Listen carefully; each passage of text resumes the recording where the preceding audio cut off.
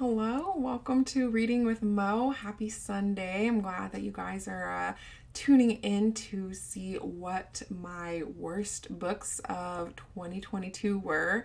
I am going to be keeping this very chill, very low key. I don't even really have a lot of notes on stuff that I'm wanting to talk about with you guys, but I do have some books I want to mention as my least enjoyed books of 2022. So I have some books that I didn't finish. I have some books that there's only one book that I gave 1 star with in the whole year. So we'll definitely talk about my 1 star rating. And I have some books that I also rated like 2 stars, rated pretty low. So I have all these ones that I want to talk to you guys about. But also, if you guys have any books that you read in 2022 that you didn't enjoy as well, that you feel like were part of your worst books of the year, then definitely let me know. We can go ahead and talk about those too. I'm curious to know what books you guys didn't like and why you didn't like them as well. I don't own any physical copies of the books that I'm going to be talking to you guys about, because either I just checked them out from my library or they're books that I read from my shelves but I ended up getting rid of them. I'll try and show you guys the covers of them just like on my phone as we talk about them so that you can know what books I'm talking about. So I guess we'll start off first with some DNFs, but first I wanted to create a question banner here for you guys. So if there's any books, like I said, that were your worst books of 2022, definitely let me know in the comments so we can talk about them. So yes, what?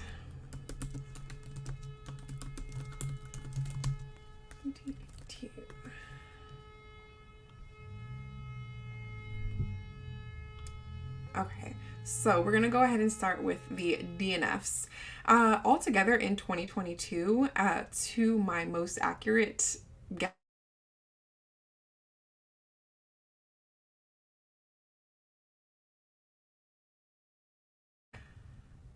some of them I did rate on Goodreads, some of them I didn't. I think that if I get a certain percentage of the way into a book, I will end up reading it, but if I barely have read the book at all, then I probably won't read it. So let's see. The first one I wanted to talk to you guys about of DNF was The Idiot by Elif Batuman. I hope I am saying that last name right. And this book was living on my pink shelf for a long time, and I had high hopes for it, but it did not turn out. So yes, this is the cover on that one. I didn't really like this one. As you can see, I did not finish it. It was just very I forget exactly what it was I didn't like about it. Something about it was just so boring. It didn't feel like there was any point to it. It was an academic book. Oh my gosh, there's gonna be so much honking because there's an event going on downtown today. Of course, that always happens when I decide to record or go on live, but we'll work through it. So yes, The Idiot by Elif Batuman. I ended up DNFing that book, and it was just so long. I had the audiobook for it and everything. I just could not push myself to continue on with it. So that's why I gave it a 2-star rating, because I actually did make it pretty far. I want to say about halfway into the book, and it just didn't work out for me. It's like a young woman. I think it's taking place in 1995, and it's set around like a school setting. But I wish I liked it. I think the author came out with another book recently, but I didn't really feel any need to pick it up because I didn't like this one. I think this one is either getting a sequel or possibly had a sequel already. So let's see. We can go on to the next book that I want to mention that I did not like last year was Special Topics in Calamity Physics by Marisha Pessl. So this author also wrote another book, I believe, that I read before, and actually I'm lying, I did rate this one. I gave it a 1-star rating. I just really did not like it, was not enjoying my time reading it. This is another book that's set around an academic setting, and we're following in this one, I think there's supposed to be some sort of mystery or something that happens at some point, and I just wasn't really there for it. I don't know, I couldn't even get far enough into it to get to whatever the mystery was going to be. I really did not enjoy it. So yeah, I'll show you guys the cover on this one. So this is the cover for Special Topics in Calamity Physics. Yes, just unfortunately was not good to me. I know some people really like this book. I'm definitely more in the minority. It has a pretty good rating on Goodreads, 3.7. I just couldn't do it. I think Marisha Pessl just isn't an author for me. I read Night Film by her before, and I did not enjoy that one at all either. I did finish that one, but yeah, with Special Topics in Calamity Physics, I couldn't even like force myself to continue on and keep reading that book, unfortunately. So yeah, I don't really see myself picking up any other books by Marisha Pessl in the future, just because like I've already given her 2 tries and neither book really did anything for me. So let's go on to another book that I did not finish last year. And this one was also a disappointment because it was an anticipated new release. I had enjoyed a previous book by this author before, and that one was Bliss Montage by Ling Ma. I really was looking forward to this one. She had written Severance before, which that one was kind of like a post-apocalyptic satire novel. I really enjoyed that one. And this is a short story collection, and I just couldn't get through it. I think I got through the first like 2 or 3 stories in Bliss Montage by Ling Ma, and I just couldn't do it. I am also, I think, in the minority in this one as well, because it has a average 4.04 rating on Goodreads, which is pretty good. But yeah, I only gave it 2 stars, and it's such a short book. I think there's only like 8 short stories in this collection, and I read the first maybe like 2, and I just like couldn't do it. I was not having fun. It was not an enjoyable read, and for me, I can pretty much push myself through any book to finish it, just to see how it was, but I'm trying to get better at just DNFing stuff that I know I'm not enjoying, because there are so many books that I want to get to. So, I mean, I will actually be open to reading, though, another book by Ling Ma in the future. Just not a short story collection, probably, but yeah, I will definitely give Ling Ma another try now that I've read 2 of their writings. So another DNF that we had last year was also, I think, a new release for last year as well, and that was The Birdcatcher by Gail Jones. Now, I really, really want to be into Gail Jones' writing. I know that her writing has influenced a lot of writers, and this is my 2nd book, I think, by her that I've read. I have 1 more on my shelves, and I'm gonna try the one that I have on my shelves since I already have it. I bought it, but if I don't get onto it, I think I'm just coming to the conclusion that Gail Jones just is not a writer that I really mesh with their writing style, which is fine. It happens, but it's kind of disappointing because I can't remember who now. Maybe it was like Toni Morrison that was like heavily influenced by her writing. But with The Birdcatcher, it was a really short novel, and I still could not push myself to finish it. And this is the cover for The Birdcatcher. This one, I didn't really get too far into it just because I was like so bored. We're following this couple, and they're on vacation somewhere. And there's another writer or artist or someone who's there. I honestly didn't get far enough into the story to really get into the thick of the plot or anything. I just was really bored. And like I said, I think I'm just not into Gail Jones' writing style, which is why, like, from the beginning, I didn't really like it too much. I read Gail Jones' other book, I believe it's called Corregidora, and like I said, I didn't really enjoy that one. So unfortunately, I just didn't really see the hype too much.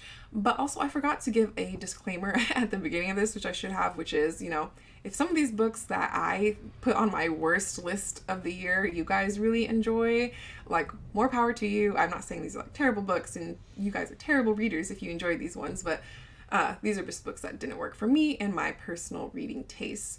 I know there's probably books that you guys have read that you love, that I hate, and that you hate, that I love. So it's all subjective at the end of the day. There's going to be people who love all these books and people who hate them. So let's talk about another DNF, and this was probably my most disappointing DNF of 2022. And that book was Golden Sun by Pierce Brown. This book is the second book in the trilogy by Pierce Brown. It's called the Red Rising trilogy, and it's an adult sci-fi dystopian genre is what I would put it in. I made it through the first book. I think I gave it like a 3-star rating. It was okay. I really had to push myself through it. I was reading along with the audiobook at the same time as the physical book. And I'll show you guys the cover on this one here. So yeah, this is Golden Sun. I don't know. I just didn't like it. The main character, Daryl, I just did not like being in his head. I did not enjoy it. I feel like they are adapting this book, I think, into like a TV show or a movie series or something. And I feel like 100% I will enjoy consuming the story in an alternative form than as a book form, just because I don't know what I was expecting with this book, but it's just not what I got. And I know I am in the minority with this because this book has an average rating on Goodreads of 4.44. And I kept it on my shelves thinking maybe eventually I'll return to it. I got about halfway into Golden Sun, and I just I've had no desire since I put this down in November. Officially, I put it down in November to pick it back up again. So I think I'm just gonna cut my losses here, and I'm really disappointed though because I have a really nice set from Fairy Loot, but you know, I can always sell it secondhand. It's not that big of a deal, but I just really wanted to love it because I really wanted to find another series that I really enjoyed. I think there's like 3 books in the trilogy, but then there's other books that are continuing on, and I think the author is still continuing to publish books in this series. But for me, you know, my journey is gonna be wrapped up now with this series because I don't really have any desire to keep going on. So those were the main like DNFs I want to talk to you guys about. There were about 10 other books that I didn't finish last year that I didn't get to or continue for whatever reason. Most of them were like new releases that I check out from my library that I DNF'd pretty early on because I wasn't enjoying it from the start. So I don't really have like a lot of thoughts to be able to tell you about those ones. So we're just gonna leave those ones there and move on to the books that I rated low last year. Most of these, actually all of these are books that I actually finished and read and rated low. There's not a lot of them because I'm pretty good about DNFing stuff and knowing my taste from the beginning of what to pick up, but it happens. Sometimes I read a book and I'm just like, that kind of wasn't that greatest thing. I wish I had my time back. So let's go ahead and start with the book that I gave a 1-star rating to that I finished. And that was The Rule of 3 by E.G. Scott. I will pull up the cover to show you guys. And this one I listened to mostly on audiobook, and it was just a mess in my opinion. But I mean, you know, if you guys enjoy it, you enjoy it. Let me find the picture of it. Okay. So this is the cover for The Rule of 3 by E.G. Scott. 1-star rating for me. I hated this book. The characters were so annoying, and it wasn't even so much that the characters were so bad. It was that I didn't really enjoy how many perspectives there were. There were so many perspectives of this book that we're following. There's like 3 different characters, three different couples, so 6 different characters that we are needing to like keep track of, and trying to keep track of who's married to who and who works and what job and all of that. It was just not pleasant. I did not enjoy my time reading this book, and it's following the concept of like this couple has a game night and someone ends up getting murdered. There's a lot of like twists and stuff, and I don't know, just I've read so many mystery thriller books that this one just really wasn't it for me, unfortunately, but that's okay. I'm probably not going to pick up another book by E.G. Scott in the future, to be honest, just because I really dislike this one that much. And there's a few times when I was reading this book where I was like, I should just DNF, but I didn't. I was wanting to know what the ending was going to be. I should have just skipped. I think what I actually did, now that I think about it, I think I did skip like a good third of the book and go to the ending or like epilogue just to kind of find out what happened. I think I did that now that I think about it, because I just really didn't like it. If you're into like domestic thrillers, you may like this book. I'm like into them off and on, just depending, you know, if the author does them well. But yeah, just because I was so confused half the time about who everybody's backstories and who was related, married to who. It just was not an enjoyable time for me. But fortunately, I only gave one book 1 star last year. So, it's going to happen. So now let's get into some books that I rated 2 stars last year. So altogether, once I rated 10 books 2-star ratings. I'm not sure if I'm going to talk about all 10 of those with you guys, but I will definitely be highlighting a few that I think you would be most interested to know that I read that I didn't like personally. So the first one was probably the biggest disappointment for me because I really was looking forward to enjoying this book, keeping it on my shelves, having it for a while. And it was a nonfiction graphic novel, which I don't really pick up or see too many of them. And the topic of this one seemed very interesting. And that one was called Wake, The Hidden History of Women-Led Slave Revolts by Rebecca Hall. I will bring up the cover to show you guys that one. But yeah, this one I ended up giving a 2-star rating. I didn't like, for one, the art style. It's a matter of personal preference. It just really didn't gel with me. I think it was all black and white now that I think of it. But just the drawings themselves, the art style. Put this over here so you can kind of see the cover. I don't think that's really working too well. But yeah, it's called Wake by Rebecca Hall. I did not like this one. And this thing is, when it comes to talking about the history of women-led slave revolts, there's not a lot of first-hand accounts and things that you can pull to be able to talk about it with other people and present it as a completely historically accurate, just because people weren't really recording that kind of stuff back then. So a lot of this stuff is just kind of inferred and making assumptions about certain things and hoping that it works. But yes, for me, I really wanted to enjoy it, but I didn't. I feel like the way that the author also chose to present the story, they inserted themselves, I feel too much into the story, how they were researching, how the difficulties they had in trying to find information, first-hand accounts to be able to talk about these things with other people. But like I said, I wish it was much better than it was. And I get that the author is working with a topic that there's just not a lot of first-hand accounts on, and I understand that, but I feel like it just didn't give me anything that I was looking for, unfortunately.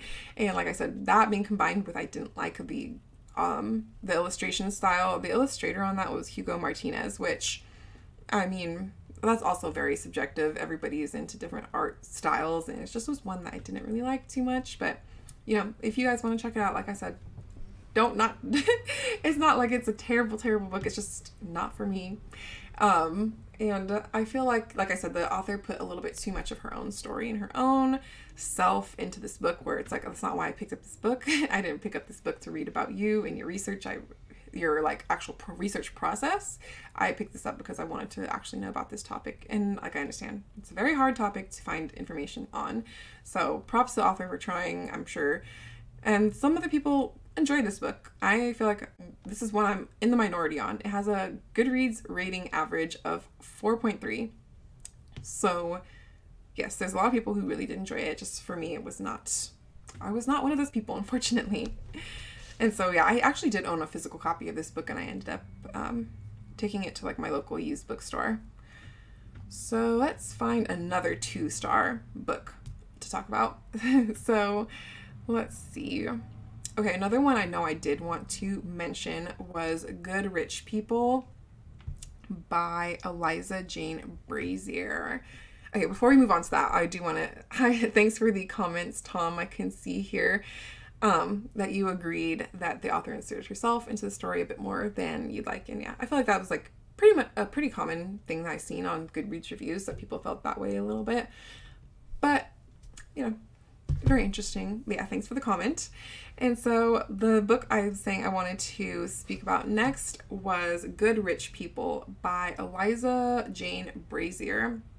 This one I checked out through my library as an audiobook, and this one, I get people like, not every book is supposed to be like likable characters. I'll tell you, like, the people in this book are very unlikable, very pretentious, very annoying to read from.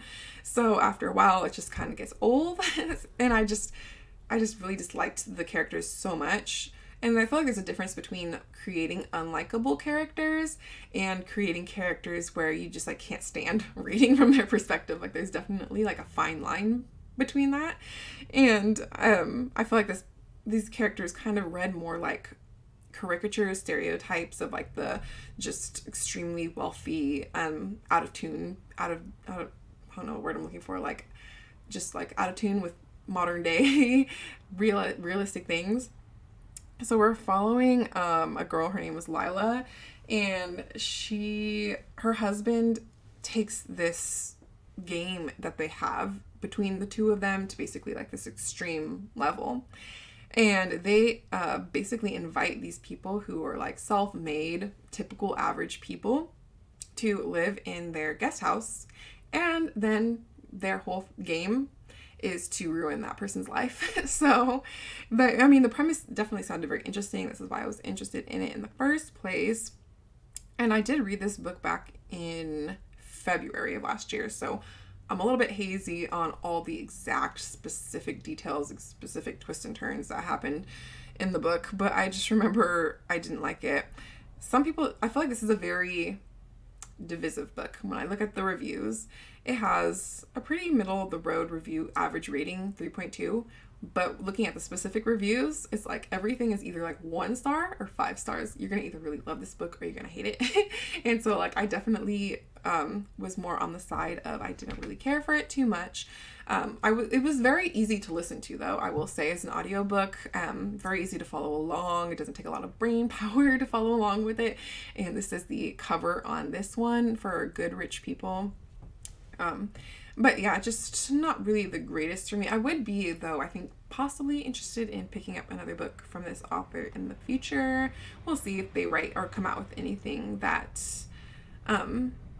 sounds interesting. I feel like the book it's kind of more read to me as like funny, over the top, unrealistic comedy, as more so than like an actual like suspenseful mystery or thriller or anything. So if you're into like that kind of over the top stuff, I feel like you will really like it because it does get very crazy. There's a lot of like sarcasticness, I feel like, in the book. So if you're into that kind of stuff, then I feel like, you probably will be someone who enjoyed it. But for me, yeah, that one was not one that I personally enjoyed too much. So a couple of books I kind of want to talk about in tandem, because I do have like similar feelings about them, were a few new releases that came out I don't really read a lot of horror books. I think I read maybe like 2 or 3 last year, and I ended up giving them 2-star ratings. So I think I'm realizing that I am just really not a horror reader, or at least if I am, I just haven't found like the type of horror that I am personally into. But there were 3 like I want to talk about that all kind of were similar in tone, I feel like. The first one was called Mary, An Awakening of Terror by Nat Cassidy. And this is the cover. Let me make it a little bit bigger, even though it's probably going to be a little bit here, the cover of that one. So there, I'm talking about that one, which is a horror novel. The basic gist of this one was we're following this middle-aged woman.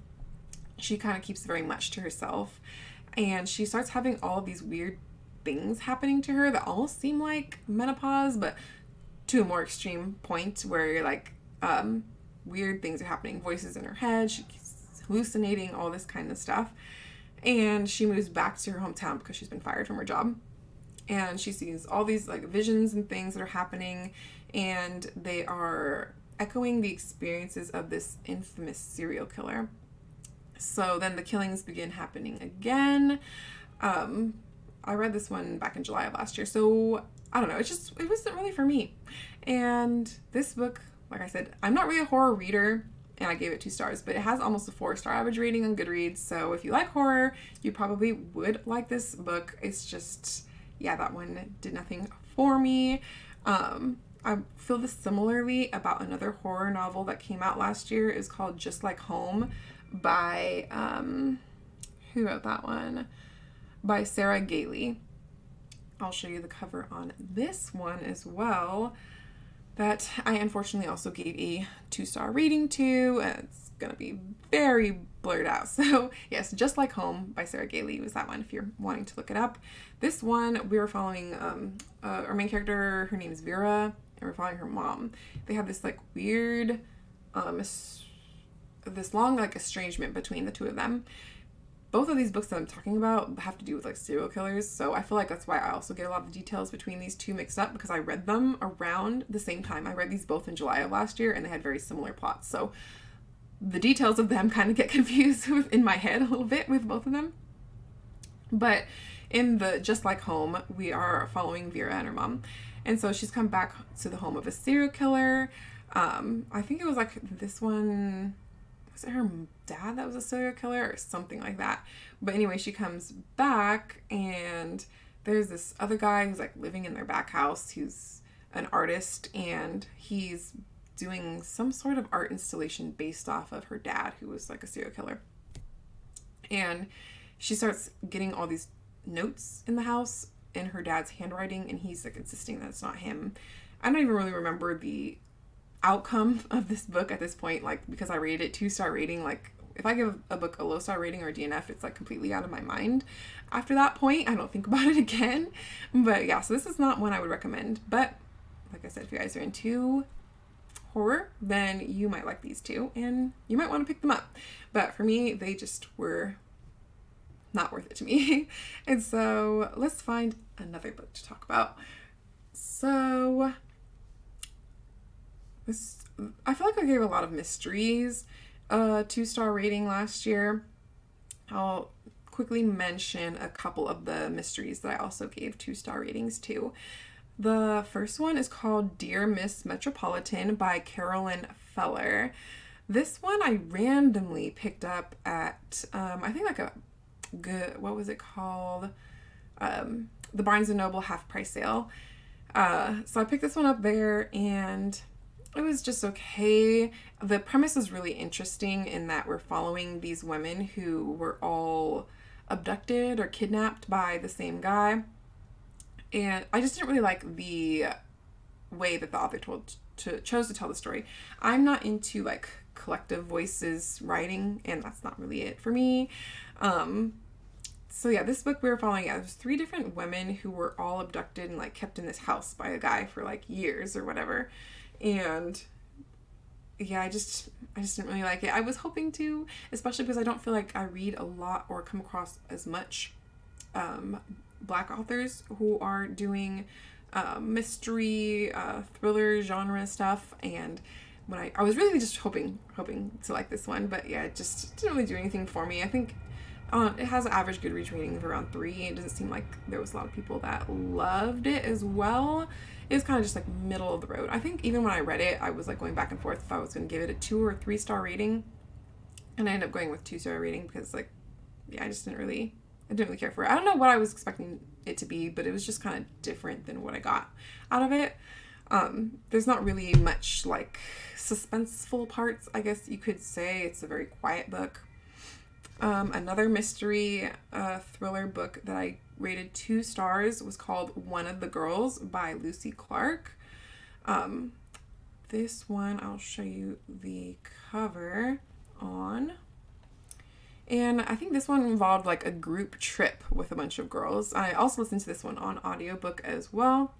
This one has a high rating on Goodreads of 4.03, so it looks like another one I'm in the minority on, but yeah, I just didn't really like this one. This one's a psychological thriller, and it's following this bachelorette trip where they all go to the Greek islands, and obviously it's a thriller, so some murder happens, and we're following the 6 different women. I think this was another case of me just being confused because there are 6 different main characters to follow, and I would kind of get confused on who was related to who and everybody's backstory and everybody's motives and all this stuff. I mean, it was very, I was able to finish it. It wasn't like I said, I'll rate a book pretty much 2 stars at least if I can finish it. If I can't even finish it, then it's probably a 1-star rating. But it was just like a easy to listen to audiobook. While it wasn't like the most enjoyable, like you want to keep reading until the end. It's like a popcorn read. You want to keep reading till the end to see, who was the killer? What happened? Like, what was the whole the whole point of this. And so, yeah, like with most of these, I probably couldn't even tell you guys spoilers at this point because I don't remember at this point what those were. This was a book I also read last July, so it has been a minute since I read that one. Let's see. I think that was all the mystery books that I gave like a low rating to. I will mention one more book that I would include on my worst list of last year. And this book was not terrible. I think also I just had high expectations for it. And that it was more of a like, the genre it was in, I think was like a social horror genre. And I really just had high expectations for it.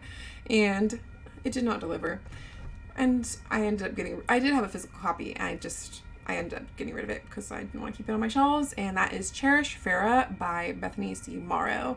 I was so disappointed to give this book a 2-star rating because I love the cover on it. It was most anticipated for me for the year, and I just did not enjoy my time reading it as well. Not even that I didn't enjoy my time, like I was able to follow along with the story, get to the end and everything. I just was a little bit let down. I don't know, maybe I didn't go in with right expectations, but we're following Farah, who is 17 years old. She is one of 2 Black girls in her country club community, and she's the only one that has Black parents. Her best friend is Cherish, who has been adopted by a white wealthy family, and she's very spoiled and everything, and she hangs out a lot with their family. It's kind of supposed to be like a social horror novel. At this point, I'm even having a hard time like remembering even what the mystery or the horror part of it was at this point. Okay, so I remember Farah was having like these weird things happening to her. Like she kept getting sick or something. Oh, now that I think about it, the ending is coming back to me, and now I'm remembering why I didn't really vibe with this book too much. I feel like I would be open to reading another book, though, by Bethany C. Morrow. But, yeah, maybe just one more. And we'll see. I don't know if this was the author's debut novel or not. No, it's not. It's not her debut. But, I feel like this book has been marketed as more of like a mystery thriller. But, I don't know. I don't really have a lot to say about this one because it's been so long since I read it. This was May of last year, so I know I gave it a 2-star rating because I just thought it was okay. Like I said, I finished it, but I didn't feel like I really got anything out of it. It's not a book that I would highly recommend to anyone, but there are people who like it, I'm sure. This has an average, Cherish Farah has an average rating on Goodreads about 3.0, so it's not really like, I feel like a book that a lot of people enjoyed anyway. I feel like it doesn't really have very high ratings. I know there were some parts that I did think were interesting, but overall not enough to give it more than just like a 2 average rating. So those were the books I would put on my worst reads of 2022 list. Nobody else commented any books that they thought were their worst. Those were my worst, so now you guys know. So, like I said, I would not recommend these books to most people, except in specific circumstances. If you are very specifically looking for those books. But, yes, I'm very fortunate. I feel like I read, 140 something books last year, that there was a very small percentage of them that I really didn't enjoy. Like altogether, DNFs 1-star ratings and 2-star ratings came out to 26 books. 26 out of 100 and almost 150 books is not bad at all. That's pretty good, in my opinion, or at least how I feel.